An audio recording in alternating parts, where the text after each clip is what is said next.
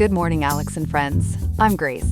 Today is Sunday, July 12th, 2026, and you're listening to Alex's News.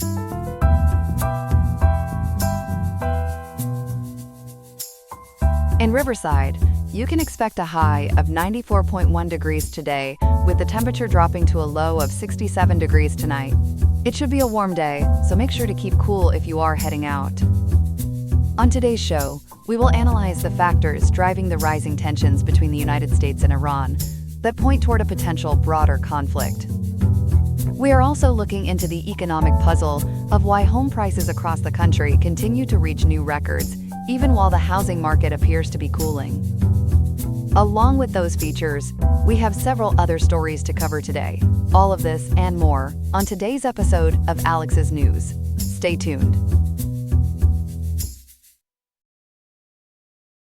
Good morning, everyone. We're following the fast-moving crisis between the United States and Iran, which has now escalated into large-scale strikes and the closure of a vital shipping lane. Ethan, we covered this just last Friday. What's the newest turn? That's right, Grace. When we spoke on July 10th, the big worry was those back-channel talks falling apart. Well, this weekend, it all came to a head. It started with an Iranian attack on a Cyprus-flagged container ship right in the Strait of Hormuz. According to reports from NPR and WDSU, citing the Associated Press, the strike tore through the engine room and set the vessel on fire, forcing the crew to abandon ship. That sounds terrifying. Do we know who was aboard? We do.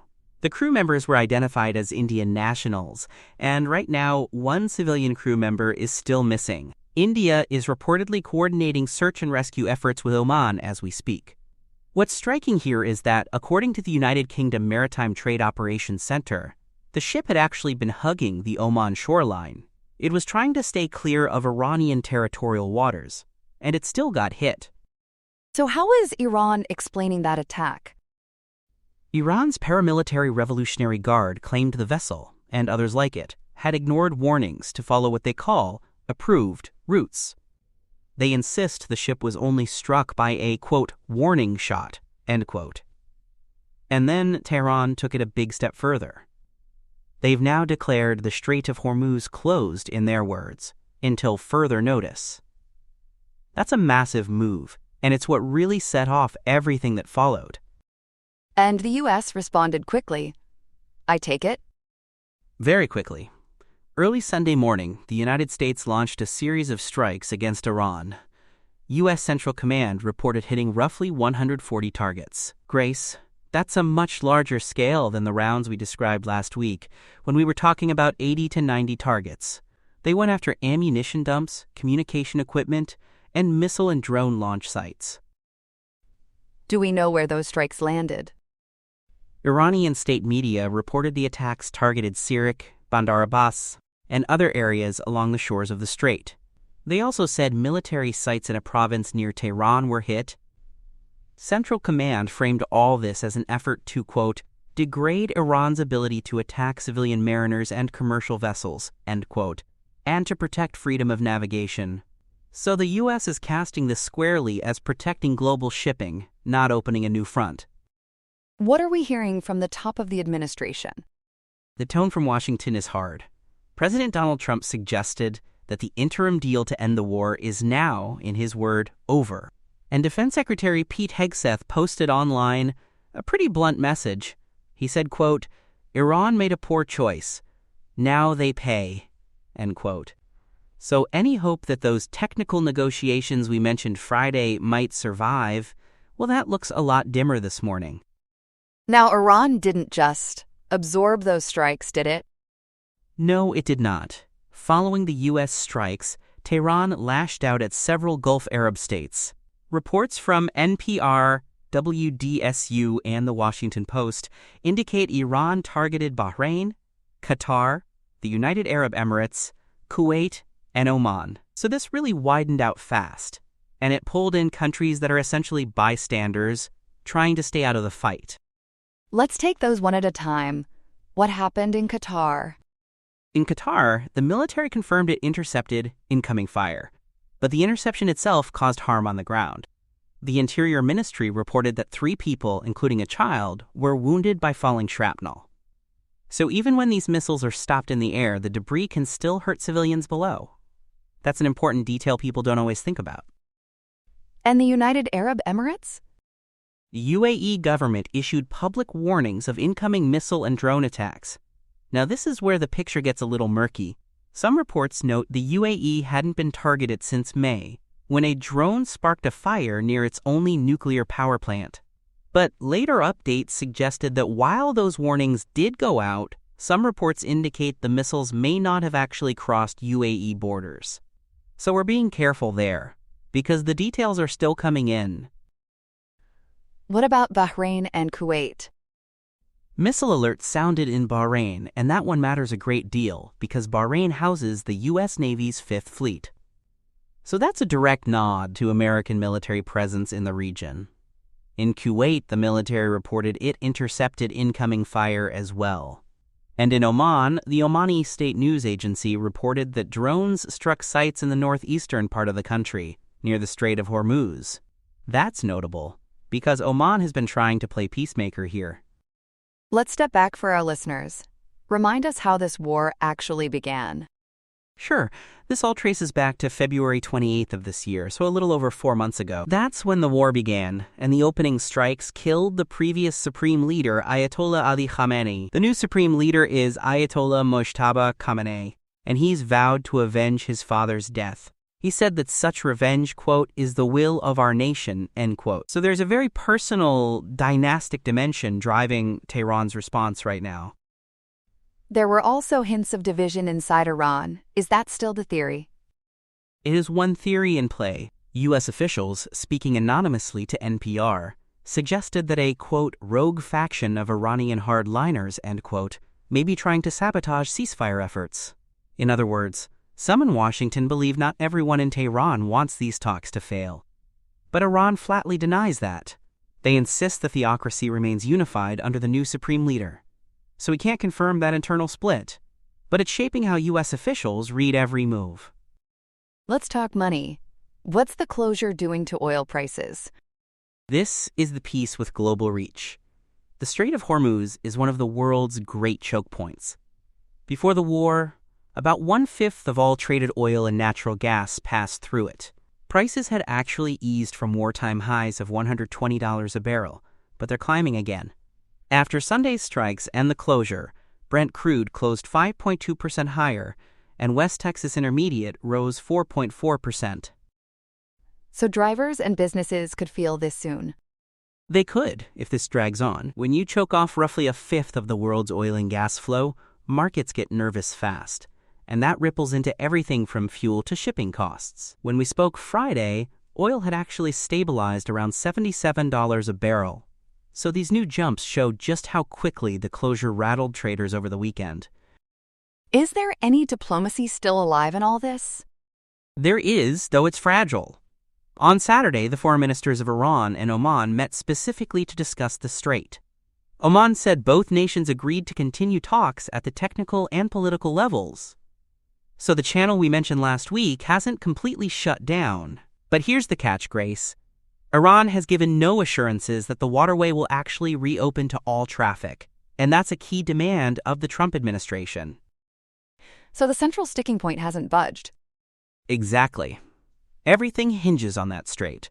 The U.S. wants it open and safe for civilian shipping.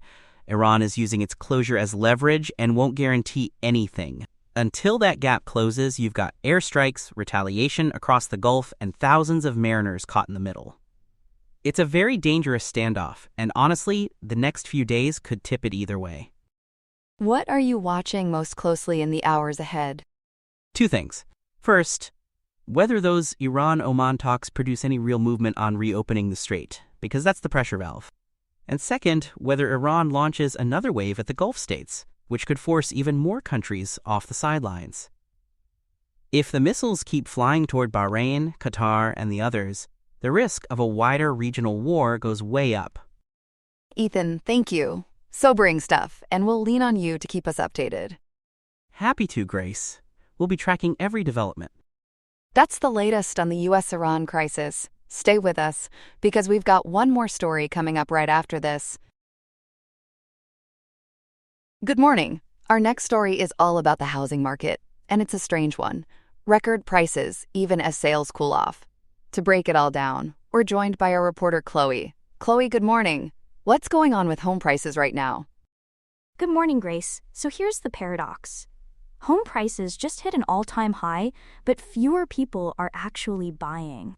According to the Associated Press and the National Association of Realtors, the median sales price for previously occupied homes reached $440,600 in June of this year.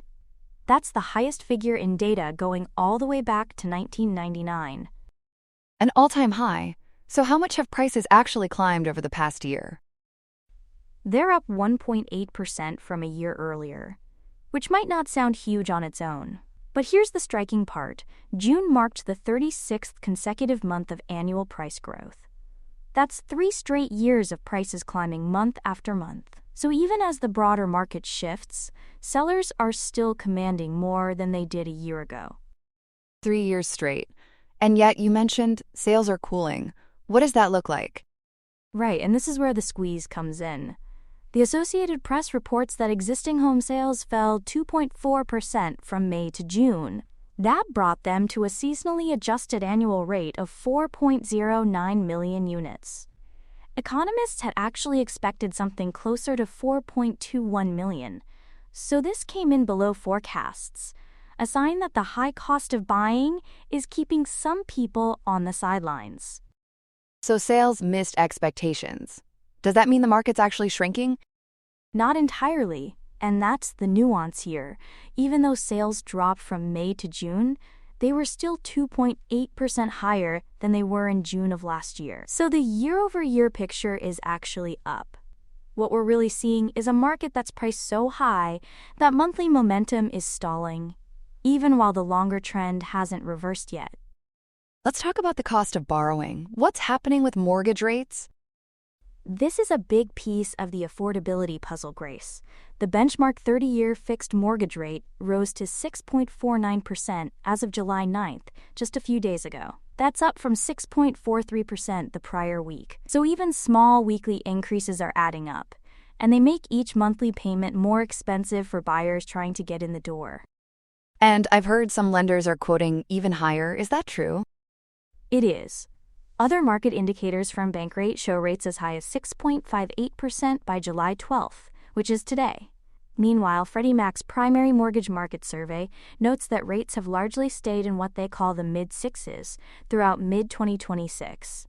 So depending on where you look and who's lending, buyers are facing a range, but it's consistently elevated. So where does the Federal Reserve fit into all of this? The Fed is really central to the rate story, and right now it's a house divided. The Fed's rate-setting committee is split over whether inflation will stay high or cool down once the Iran war winds down. That uncertainty matters, because their decisions ripple straight through to the mortgage rates we've been talking about. And at the moment, there's no clear consensus on which way things move next. A split committee. How divided are we talking?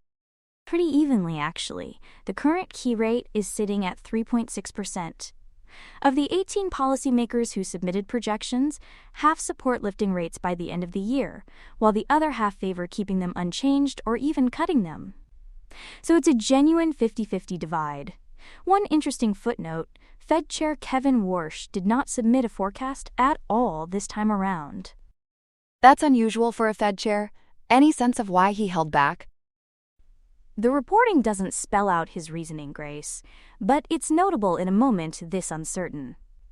When the chair sits out a projection, it can signal that even the leadership isn't ready to commit to a direction. And with the committee already split down the middle, his absence from the forecast only adds to the sense that the Fed is genuinely weighing which way the economy tips next. Now, there was also a big development on the legislative side. Tell us about that. Yes, this is significant. A bipartisan bill called the 21st Century Road to Housing Act officially became law at midnight on July 11th, so just about a day ago.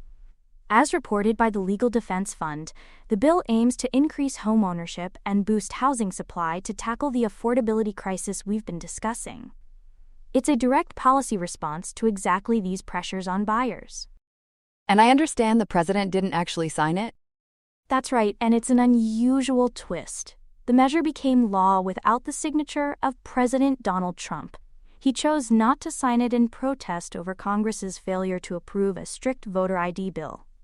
Under the rules, a bill can still become law without the president's signature, so it took effect anyway. But it does show how housing policy got tangled up in a completely separate fight over voting. So the law is in effect regardless. Let's zoom out to the global picture. How's the world economy doing? It's volatile, and that's the backdrop for everything we're seeing at home. The International Monetary Fund has downgraded its 2026 global growth outlook to 3%. That's down from 3.5% in 2025. The main drag is energy shocks caused by the Iran war, though there's a bright spot. Booming investments in artificial intelligence are partially offsetting those losses. And how is the U.S. economy expected to fare within that? Domestically, the outlook is a bit more resilient. The U.S. economy is forecast to grow by 2.3% this year. So we're not talking about a downturn, but growth is definitely constrained by all this global instability. And a lot of that instability traces back to energy, which flows right into what families pay at the pump and, indirectly, into inflation expectations that the Fed is watching. Speaking of energy, what's the latest on oil and gas prices? This is really the through line, Grace. The International Energy Agency expects global oil demand to actually decline by 1 million barrels per day in 2026. That's because of supply disruptions and high prices pushing people to use less. And here at home, the impact has been sharp. U.S. pump prices reached nearly 50% above pre-war levels back in May, which puts real pressure on household budgets. So when you tie it all together, what's the takeaway for someone trying to buy a home right now? The takeaway is that buyers are caught in a genuine squeeze. Prices are at record highs, the median now over $440,000, and borrowing costs are stuck in the mid-sixes. Sales are cooling because affordability is stretched so thin. There's some hope in that new housing law and in steady U.S. growth. But with the Fed's split and energy prices elevated, there's no quick relief on the horizon. And that new law, could it actually move the needle on supply? That's the big question, Grace, and it'll take time to know. The 21st Century Road to Housing Act is aimed squarely at increasing supply and homeownership, which is exactly what a tight market needs. But building homes and expanding access doesn't happen overnight, so any real effect on those record prices would show up down the road, not immediately. For now, buyers are still facing that same tough math every month. A lot for families to weigh. Chloe, thanks so much for walking us through it all this morning. My pleasure, Grace. Happy to break it down anytime. That's our reporter Chloe, with the very latest on a housing market that's testing buyers on nearly every front. We'll keep following those mortgage rates and the fallout from that new housing law as the year goes on. Stay with us. More news is coming up right after the break. Here are some other headlines. Washington is mourning a heavy loss today as we report that Senator Lindsey Graham has passed away. The South Carolina Republican, aged 71, died Saturday evening after what his office called a brief and sudden illness. While the official word was vague, police scanners suggest his heart simply stopped beating in a cardiac arrest at his Capitol Hill home. It seems the senator's heart finally gave out after years of high-pressure politics. Graham was a real budget balancer, serving as chairman of the Senate Budget Committee, and he was currently in the middle of a campaign for his fifth six-year term. He had just flown back from his 10th trip to Ukraine to meet with President Zelensky, and had just hammered out a deal with the Trump administration to put the squeeze on Russia with new sanctions. President Trump is calling him a true American patriot, and tributes are pouring in from the likes of Senate Majority Leader John Thune, Governor Henry McMaster, and Israeli leaders Benjamin Netanyahu and Isaac Herzog.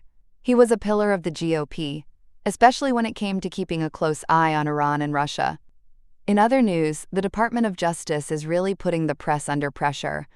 4 New York Times journalists, Julian E. Barnes, Eric Lipton, Tyler Pager, and Eric Schmidt, have been subpoenaed after reporting on a $400 million retrofit of an Air Force One jet gifted by Qatar. The DOJ claims They are just hunting for leakers, but the reporters are feeling the heat as federal agents delivered subpoenas directly to their doorsteps. They are expected to testify before a grand jury in Manhattan this coming Wednesday. Press freedom advocates say the administration is flying too close to the sun, calling this an assault on the First Amendment. This is not the first time the White House has tried to clip the wings of the media, following similar moves against the Washington Post and the Wall Street Journal earlier this year. Turning to the tech world, Meta and YouTube are finding out that social media addiction is a costly habit. A jury has found both companies liable for hooking young users, awarding $6 million to one woman in a landmark case. While Meta is trying to scroll past the judgment by filing an appeal, the verdict sends a clear signal that big tech cannot just play games with the mental health of the youth. It looks like these platforms are finally being held accountable for the rabbit holes they created. That is all for these updates. Stay tuned for more. That's all we have for now. Today's episode was made by Alexander King with Claude Opus 4.8, Gemini Pro 3.1, Gemini Flash 3, and Google Cloud Text-to-Speech. I hope you have a great day. I'll see you tomorrow, Alex.